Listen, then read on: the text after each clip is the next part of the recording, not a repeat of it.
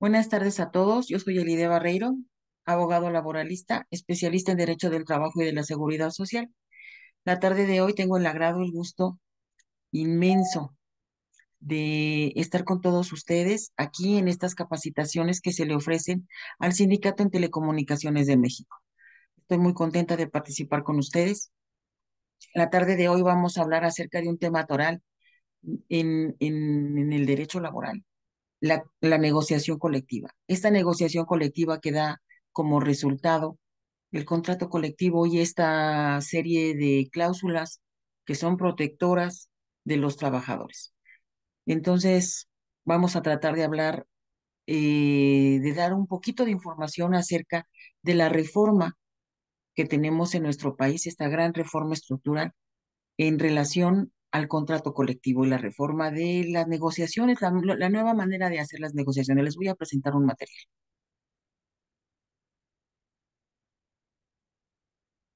La negociación colectiva, beneficios de la reforma en el derecho colectivo, muy importante para nuestro país, porque los trabajadores no saben todo la serie de cambios que hubo en este medio y cuáles son las formas de protección que tenemos ahora. Siempre han estado protegidos, pero ahora más que nunca. ¿Qué será la negociación colectiva? La negociación colectiva comprende todas las negociaciones, pláticas, todo tipo de interacción que tiene lugar entre un empleador o un grupo de empleadores, una organización o varias organizaciones de empleadores de empresas, por una parte, y una organización o varias organizaciones de trabajadores con otras, con el fin de fijar las condiciones de trabajo y empleo. Muy importante, condiciones de trabajo en las que se preste el servicio y condiciones de empleo, el ingreso y egreso de los trabajadores a las plantas productivas. Regular las relaciones entre empleadores y trabajadores y, muy importante también, regular las relaciones entre empleadores con sus organizaciones y una organización o varias organizaciones de trabajadores. Esta es una somera definición que nos ofrece, bueno, como lo vamos a ver, el convenio número 154 que nosotros como país tenemos firmado con la Organización Internacional del Trabajo. ¿Cuáles serán los beneficios de esta nueva modalidad para llevar a cabo estas negociaciones? El primero, el ajuste de salarios a la productividad, la jornada flexible, el acceso a la seguridad social, pero más importante que todo eso, este principio de seguridad en el empleo, el principio de la estabilidad en el empleo, que es tan importante para los trabajadores. ¿Por qué? Porque incide directamente en sus pensiones, en la antigüedad, en el escalafón. Y la participación de los trabajadores en la toma de decisiones de todo tipo de rubro con los que están relacionados con la empresa. Los resultados. El respeto al principio de igualdad se persigue, este respeto irrestricto también a la igualdad de género. La confluencia de modalidades de empleo, las regulares y las atípicas. Ya sabemos nosotros que en México el outsourcing ya no está permitido. Entonces, estas modalidades debe haber una manera de legislarlas, de acomodarlas. Nuestro equipo debe estar siempre con capacitación continua y una capacitación adecuada a las nuevas actividades de la empresa. ¿Por qué? Porque la tecnología en las telecomunicaciones avanza día con día, no es estática. Y en este dinamismo de la misma industria quedan insertos todos los trabajadores. ¿Qué sigue?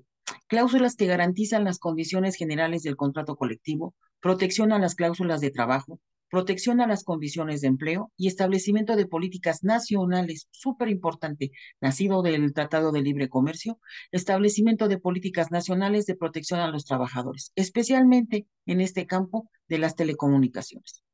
Para terminar, los objetivos finales, respeto a las relaciones laborales, ejercicio de derechos y principios democráticos. Así es, democracia dentro del sindicato y dentro de las negociaciones para llevar a cabo nuestros contratos colectivos.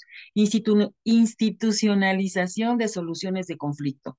Muy importante porque estamos acostumbrados a que todo se hace en lo oscurito, ya no.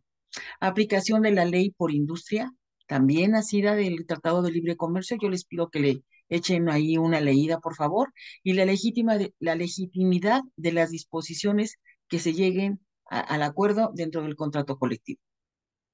Estas son las metas de esta nueva forma de hacer estas negociaciones.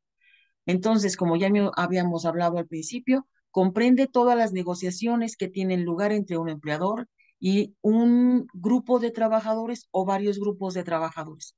Fíjense bien que esta definición no contiene la palabra sindicato. La Organización Internacional del Trabajo omite, evita la palabra sindicato. ¿Por qué? Porque es consciente de que dentro de las grandísimas organizaciones sindicales hay grupos de trabajadores que no están de acuerdo del todo con la forma en la que se están llevando pues los procesos internos y tienen derecho a la opinión. Y dentro de esta reforma se precisan las formas, las maneras y los procedimientos en los que los trabajadores de cualquier corriente intersindical tienen derecho a expresarse. Esto es sumamente importante porque antes no había esta manera, únicamente la forma de estar dentro del sindicato era pues callarse, no decir nada o apoyar aunque no estuviéramos de acuerdo, aunque pensáramos que estaban haciendo las cosas equivocadas, no había forma de arreglarlo ni de intervenir. Ahora sí. Entonces, eh, cuando se habla de que existen varias partes de una negociación colectiva, los instrumentos de la OIT a los que se refieren con una organización o varias organizaciones de trabajadores, según el convenio 154, es porque no todos van para el mismo lugar, pero la empresa sí, y los trabajadores deben estar unidos. Debe haber una confluencia de ideas basadas en la democracia, en esta democracia que nosotros conocemos como la participación de todos. Aunque el convenio 98, que también tenemos signado con la Organización Internacional del Trabajo, utiliza indistintamente las expresiones miembros de un sindicato, actividades sindicales y organizaciones de trabajadores. Pero en el 154 no es así. Y el convenio 154 se refiere específicamente a la negociación y al contrato colectivo. Eh, Vamos a tratar de definir de manera rápida, entonces, ¿qué es una negociación colectiva? Fíjense, la negociación colectiva es un proceso con varios pasos, es un proceso, no es una sola cosa. Implica cualquier tipo de discusión, formal o informal, cuyo fin sea llegar a un acuerdo. Estos acuerdos siempre deben ser mejorar la calidad en las relaciones con los trabajadores. Así es. La negociación colectiva debe tener necesariamente estos fines. Las relaciones bipartitas en la negociación colectiva se hacen a partir de independientes. Así es. Debemos partir de que la empresa es totalmente independiente en sus decisiones de las actividades y las organizaciones sindicales. Pero también las organizaciones sindicales deben ser independientes de la empresa. Está prohibida en esta reforma cualquier tipo de injerencia de unos contra otros. ¿Por qué? Pues porque si no, no hay una democracia, no hay una verdadera representatividad. Entonces, uno o más empleadores con una o más organizaciones de trabajadores independientes llevarán a cabo la negociación. Los instrumentos de la OIT que utilizan miembros del sindicato, más no únicamente sindicatos o organizaciones sindicales. Todos los miembros al interior del sindicato ahora están considerados con una personalidad propia y con voz y voto distintos a la del sindicato. Muy importante.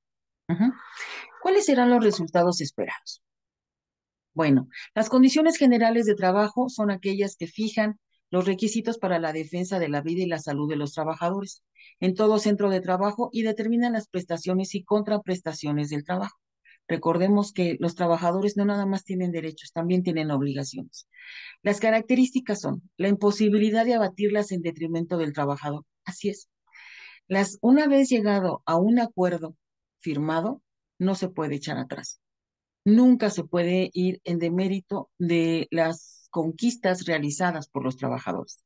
deben ser proporcionales al servicio prestado, equivalentes en trabajos legales sin discriminación ni de género, ni de raza, ni de nada, y con derechos y obligaciones recíprocos entre las partes. Todos estos acuerdos deben tener estas características irrestrictas porque están así dictadas en la ley. ¿No? El diálogo sindical, entonces, es un diálogo social tripartito. Es una especie de la consulta, también es un mecanismo de consulta en diálogos de grupos determinados. Estos pueden ser empleadores, trabajadores y el gobierno. Así es, tripartito. Y es determinado por el contexto económico y social en el que se desenvuelve la negociación colectiva. Nosotros, bueno, yo pienso personalmente que a veces es un poquito complicado entender por qué tiene que estar metido el gobierno. En esta reforma se intenta que el gobierno sea un garante de la democracia y del respeto irrestricto a los procesos internos sindicales. Eso es lo que se persigue. Ujú. Y el objetivo de las negociaciones colectivas siempre van a ser el contrato colectivo. La Organización Internacional del Trabajo define a los contratos colectivos como todo acuerdo escrito relativo a las condiciones de trabajo y de empleo, celebrado entre un empleador, un grupo de empleadores o una o varias organizaciones de empleadores, por una parte, y por otra, una o varias organizaciones de trabajadores. Fíjese bien, una o varias organizaciones de trabajadores que sean representativas. Claro que sí. ¿Por qué? Porque deberán tener ellos, cada uno de estas corrientes, de estas organizaciones, una ideología propia. Y en ausencia de tales organizaciones, representantes de los trabajadores interesados. ¿Qué tal? No nada más el grupo que representa la totalidad del sindicato con sus pues planillas, comisionados, como sea, no. Representantes de los trabajadores internas interesados, debidamente elegidos y autorizados por estos últimos, de acuerdo con cada una de las legislaciones nacionales, porque estos convenios están dirigidos a todos los países del mundo. Recordemos, yo siempre se los repito, el derecho del trabajo es derecho internacional. Ujú.